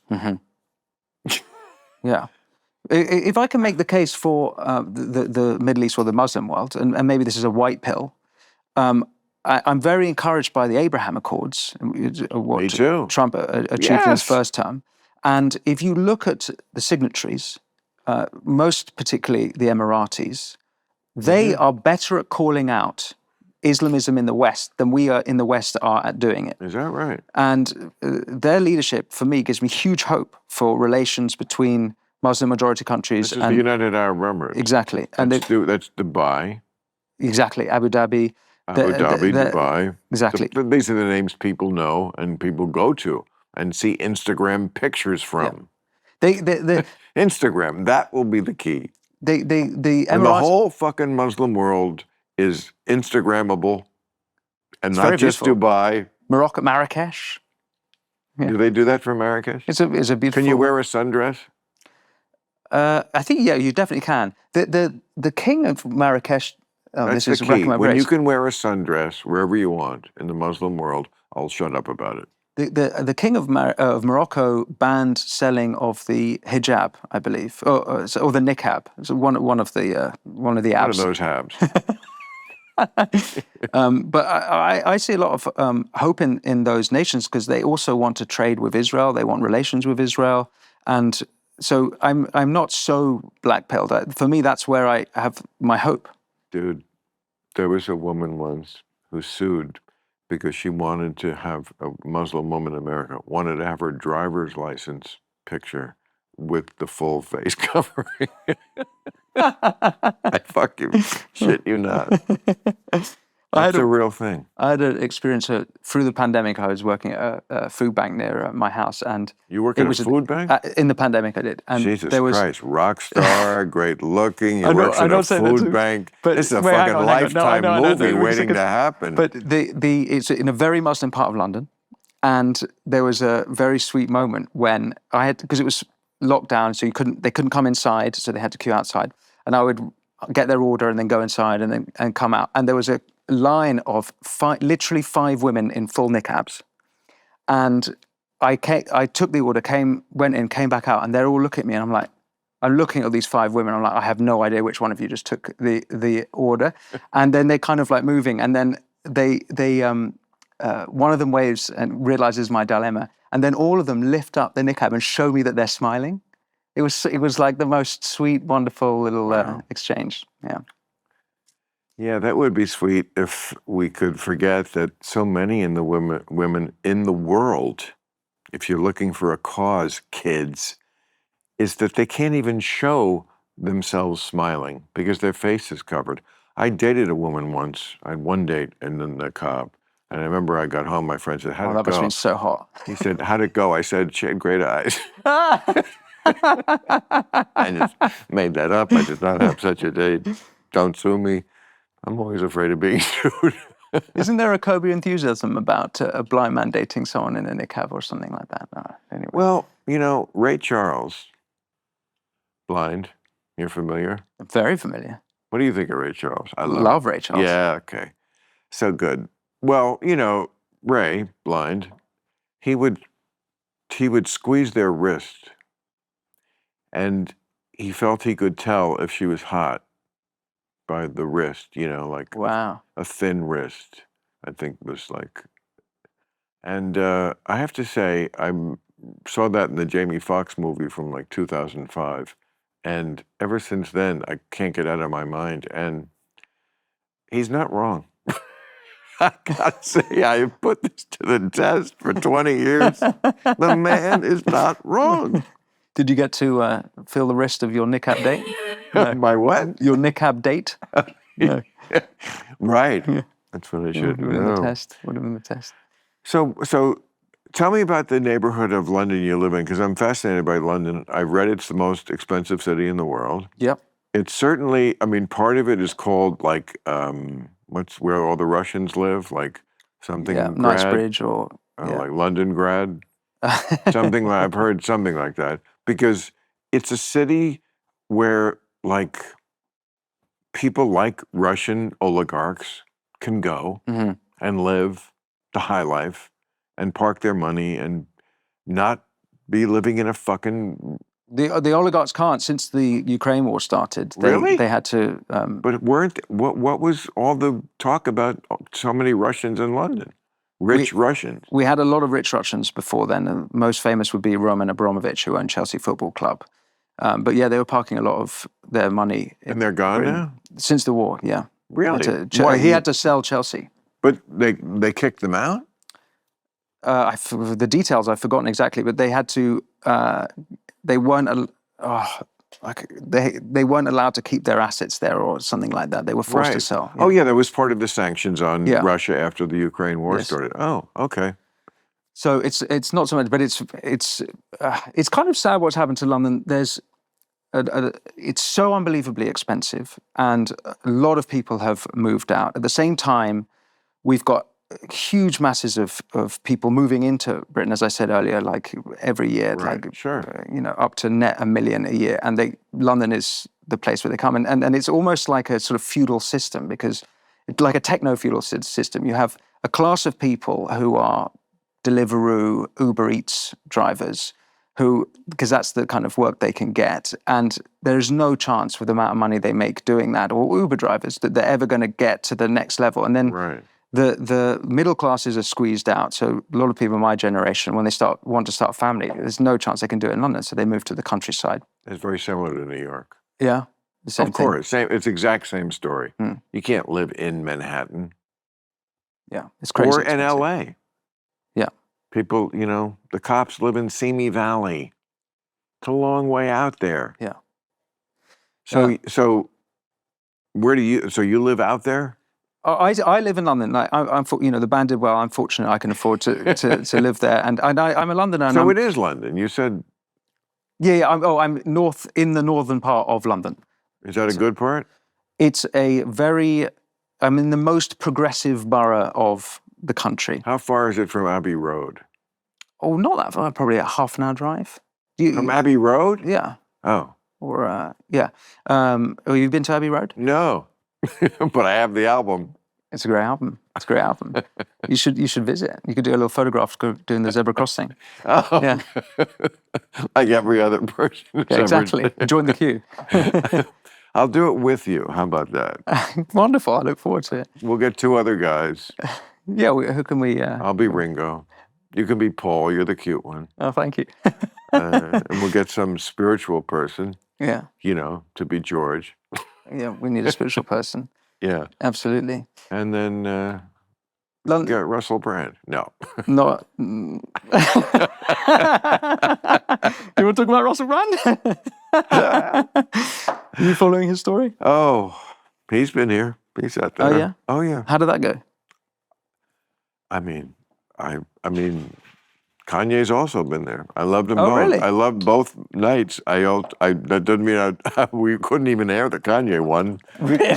Oh no, they would have canceled me. What did he say? Well, it's usual. I mean, I thought I could talk him out of anti-Semitism. I feel like I did, and then he would, like fall back into it. You know, I just don't think this is a guy who, you know, he's perceiving truth on a different level. It would be the most charitable way to say it. Yeah, yeah. So, and I don't want to contribute to anti-Semitism, and he just crosses a line for me. Yeah. But so, do you feel a responsibility? Like but I loved Russell Brand's, brilliant conversationalist. Yeah. Did I love the episode? I did. Once again, keep two thoughts in your mind at the same time. I love the episode, and I don't love the accusations about him. I mean, all these things. I always say, if you weren't there, just don't pretend you know.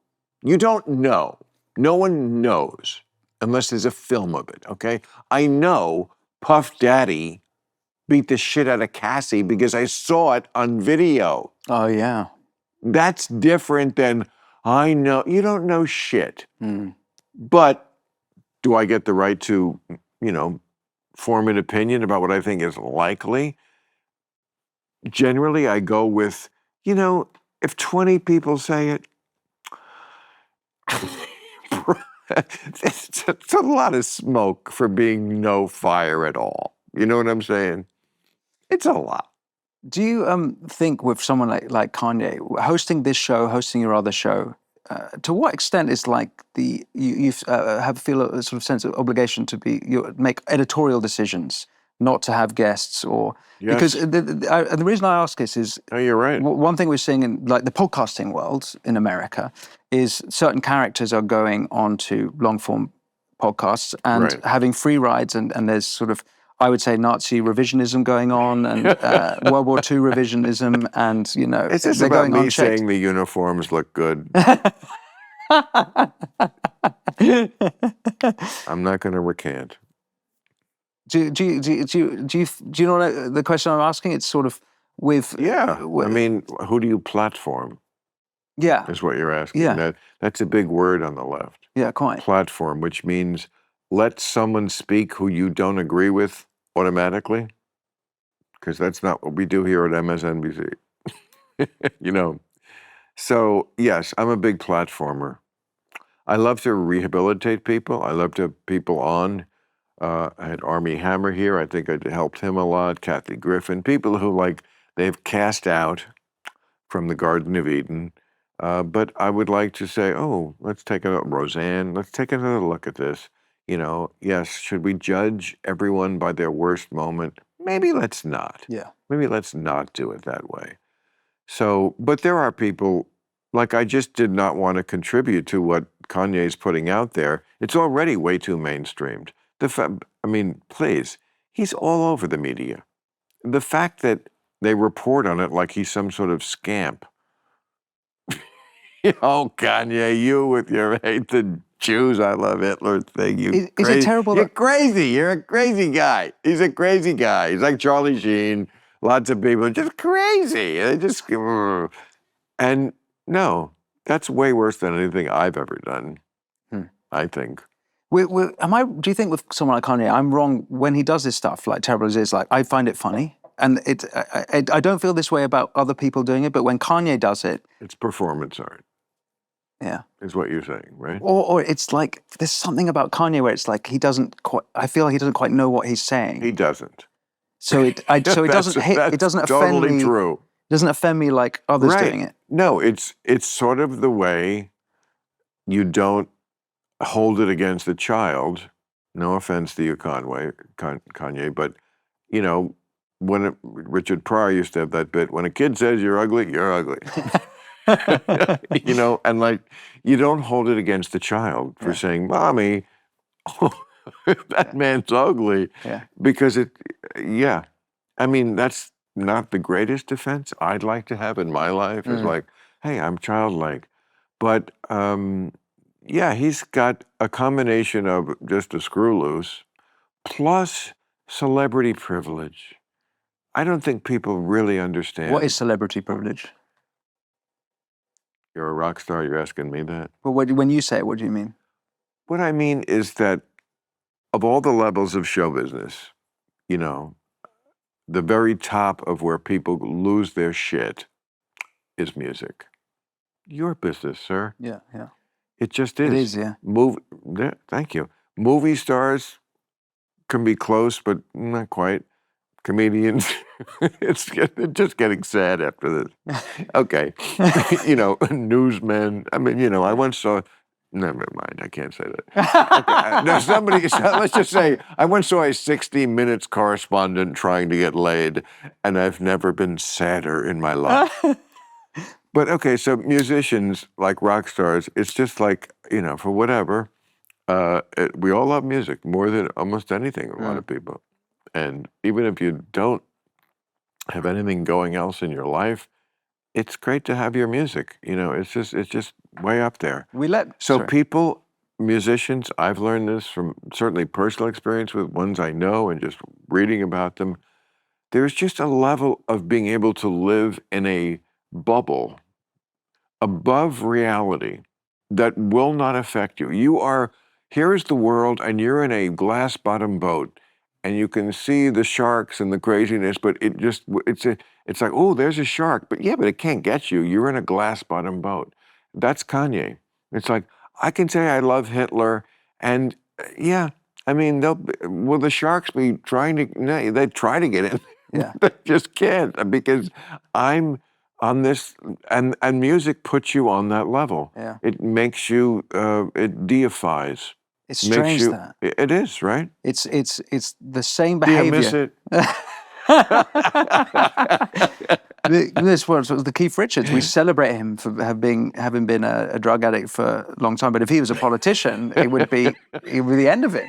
It's a completely different moral standard for musicians. We actually encourage them. We'd be disappointed if Keith Richards stopped, went sober. He actually did. Boring. He doesn't even smoke anymore, I've heard. Oh, really? Yeah, I think that's.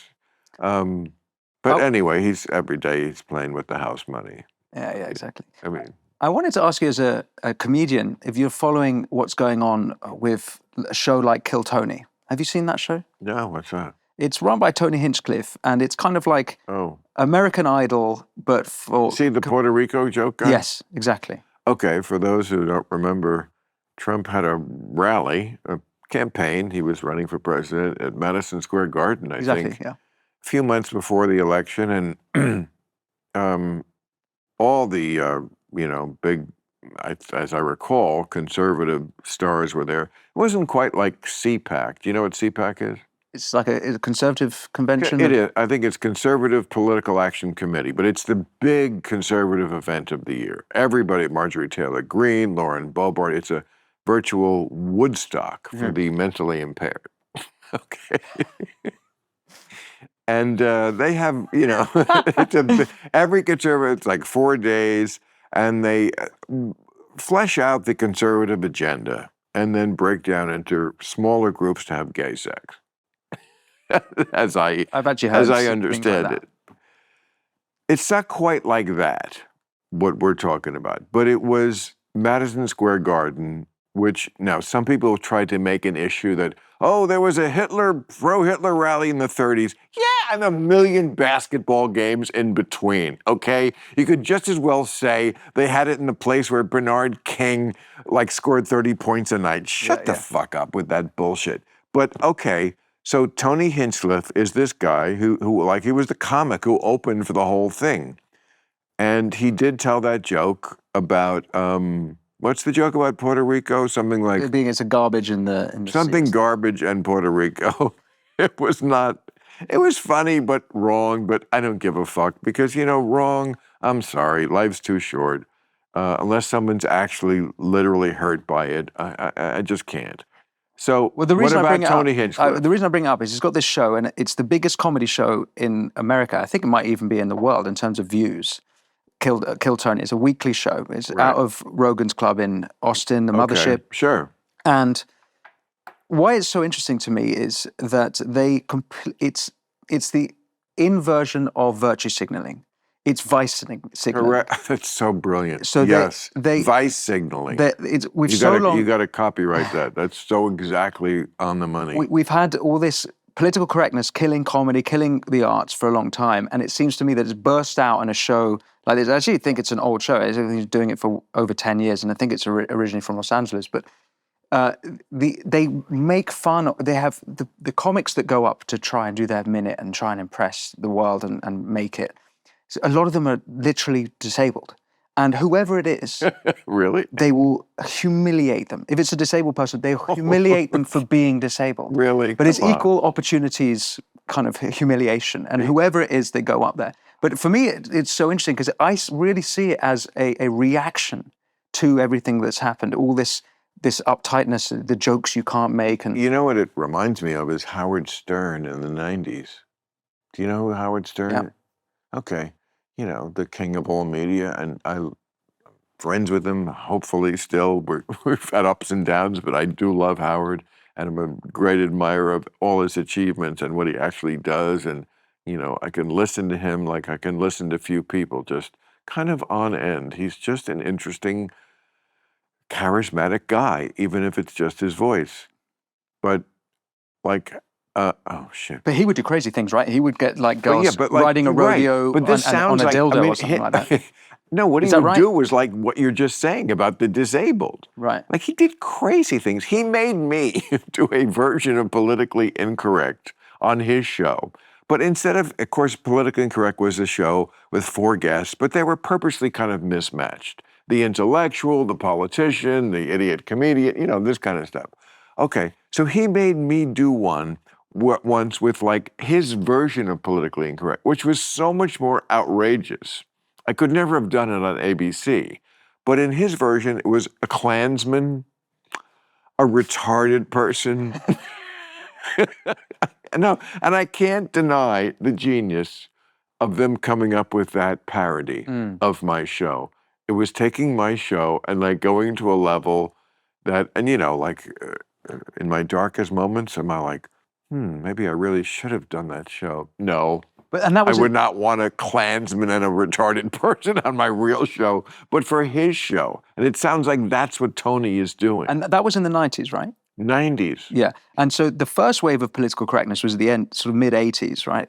No, it goes way, I mean, Politically Incorrect, that sign, that giant sign behind you, that is from the fact that in 1993, when that show started, the term politically correct was around, but not incorrect. Right. It was a way of saying, here, this movement that has started of political correctness, I'm not with it. Right, okay. So I'm not with it. But that movement was in the 80s, right? Not 80s. I would say it began in the early 90s. Early 90s. Yes. Okay. So that's when you start to see like kids who get trophies just for participating.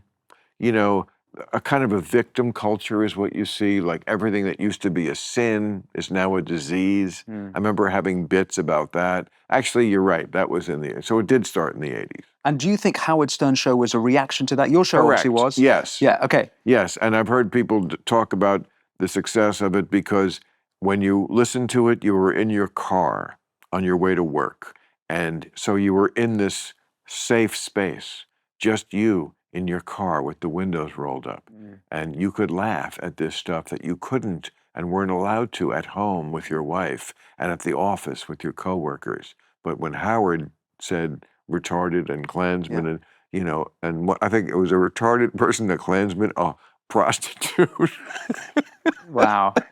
That's Full House. I think, I'm remembering this from years ago, but it was something like that. And, you know, I mean, I did have to tip my hat to kind of the genius of it. At the time, did it feel great? No, but I went with it. Oh, it didn't feel, you weren't enjoying it? I did, because you know what? I can play that game. I love playing the straight man. All I had to do was get out of the way, which I know how to do. I just recently did it with Dana Carvey was on my show a couple of weeks ago. Martin Short was on my show last year doing his Jiminy Glick character. Just I love doing that. Yeah. love doing that when there's one of those crazy, out of the box, not like me, just crazy, wild energy comics. That's not my game. That's not my lane. But love to like let them just do their shit and let me just enable you. Yeah. I feel so good about that. And so I see what's going on now as a similar sort of valve. The way you describe it there, it's a valve for society. People secretly listening in their cars. Correct. And so yes. that for me tells me it's not just Kiltony. There's all these other comedians I mentioned, Shane Gillis earlier, and it's just even using words like gay and retarded again, which you could do back then, and then you couldn't use those words anymore. No. And now those words have been rehabilitated. Well, you can say gay. You can't say like. But you couldn't say gay like gay in a kind of funny. Right. Stop being gay. That's so like, gay. Yeah, that's so gay. Right. No. But you could in the 90s. You couldn't in the noughties. Absolutely. And now you can again. Yeah. Well, I don't know. I mean, you try it. and the fact that we can't is so gay. So, okay, you haven't seen the show, but knowing it exists, does that give you sort of... I'm sorry, but that's another one like woke. It's like crowdsourced. You know what? The crowd decided that gay has this other meaning. Yes, we don't mean just strictly homosexuality. Yeah. It just has this other meaning of like, I'm sorry that it's connected to gay because it shouldn't be, but it just does. And woke now, even though people used to call themselves woke, is now just a derogatory term. No one calls themselves woke anymore because the crowd decided it was something else. So it's kind of... But I'm sorry, what were you going to say? You haven't seen Kiltony, but knowing that this exists, does that give you hope for the future of... Like, is that a good thing, you think? That What gives me hope is that they never got rid of me. Fuck Kiltony. I don't know what the fuck he's doing. It sounds like he's pandering to one side. I'm doing something much more difficult, which is not pandering to either side. I mean, we're not going to talk about the Trump dinner, but like, you know, I'll just tell you one thing that you'll hear Friday, but now it's already Sunday. It's so hard to keep this in my mind, but there was a moment where he said to me, a lot of people told me that they like that we're having this dinner, but not all. And I said to him, same. A lot of people told me they really liked I'm doing this, but not all. And we kind of agreed that the people who don't even want us to talk, we don't like you. Yeah. We're gonna talk. I know that bothers some people. And I don't think those people are like being practical, and I don't think it's good for your psychic health. You know? Yeah. So you're leading by example. I'm just going to talk to everybody, you know? I just don't think there's any other alternative, especially since the left has no power. It's like, it's one thing to like play hardball when you got some marbles. You don't have anything. You lost everything by being too woke. Sorry, but that's what it was. And now, you know, just like fucking play the hand you're dealt. You know, and that doesn't mean you're surrendering or anything, but like, just, but I think you're on my page with that. Yeah. Well, you do it on your show. We have a panel of everyone's represented, right? You try and get everyone. Everyone's represented, and they should be, because that's you've got to get away from the siloed media landscape. And I see more. Gavin Newsom, our governor here, has a new podcast. He had Bannon on, and he said, "I have Bannon on Friday." Oh, really? Yeah. This is just coincidence. We didn't book him because this was my day back from the White House dinner. It just happened that way. But yeah. But Gavin Newsom, our governor, said he said already done it, started a podcast. But he quoted me, said, you know, cited me, said we want that kind of show where we talk to other people. And I don't know what is your other alternative to that? Yeah. You know, so anyway, I'm glad your voice is out there. And when you get back here a lot? I come here maybe four times a year. Call me when you do. Absolutely. Club Random. Because, you know, I love to hang out with the rock stars. Former. Bill, thank you so much for having me. That was so much fun. Yeah, a real pleasure. So much fun. Thank you so much. Thank you. Omaha Steaks delivers handcrafted USDA-certified tender steaks, juicy burgers, and more. And now, during their spring savings event, you can get 50% off site-wide at omahasteaks.com. Visit omahasteaks.com for 50% off site-wide during their spring savings event. And for an extra $30 off, use promo code BILL at checkout. That's 50% off at omahasteaks.com and an extra $30 off with promo code BILL at checkout. See site for details.